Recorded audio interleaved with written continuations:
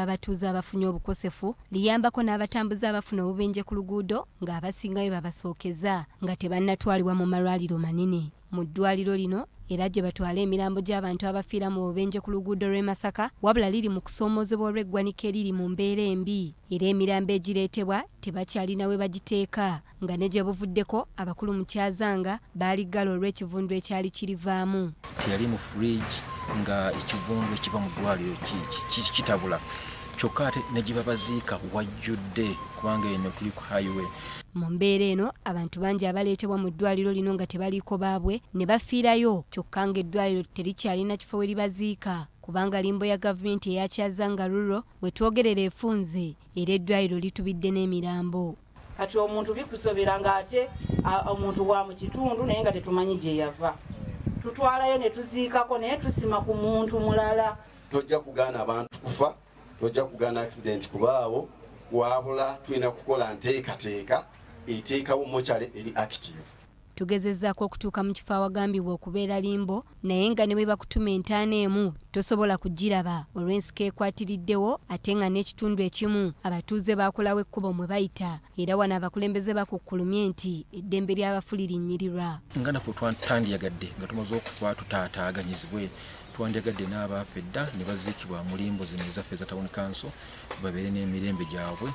N'embeera y'abantu okuba nti tutambulira ku Limbo eyejjudde enkuba etonnya n'ereeta ebizibu mu bantu oba oliawo by'obulamu ne biba nga tebitambula nga bikoseddwa. Emmotoka ezikola emirimu gy'eddwaliro nazo zaava dda ku by'okutambula era abatuuze bagamba nti kino kizingamya nnyo embeera gye bafuniramu obujjanjabi kubanga emirimu gitambula kasoobo nnyo. Kubera gavumenti omulanga ejje eddaabirize emmotoka ezo olw'abantu baffe ate olw'ensonga nti bawa omusolo mungi kyetulina okugabana gavumenti nga tugiwadde omusolo bwe bujjanjabi. Kizuuliddwa nti abantu bangi mu disitulikiti y'e Rengo naddala abo abava mu Bukoto West basanga obuzibu bungi mu kufuna obutabo obuwandiikibwamu naddala nga bagenza okufuna obujjanjabi nga ne kino kye kimu ku bizibu ebiviirako abantu okulemererwa okujjanjabibwa mu malwaliro ga gavumenti. Obutabo bwennyininyini badde bagula okujjanjabibwamu ku ddwaliro ate ekitabo kyekimu eky'omwana kyasomeramu akulamu olupapula luli oluliko amanya g'eddwaliro biki by'obujjanjabi ate nakyo omwana agenda n'asomeramu ate bw'afuna omulwadde era lazima nga akwata ekitabo ekyo nga batebatandikira eno emabega nga bawandiika eddagala nga bwe ligabiddwa. Embeera eno yeewalirizza ssentebe wa disitulikiti y'e Rengo okuwaayo obutabo eri amalwaliro ga gavumenti okuyambako abalwadde obutataataaganyizibwa nga bazze okufuna obujjanjabi era obutabo buno bukwasiddwa abasawo b'oku byalo.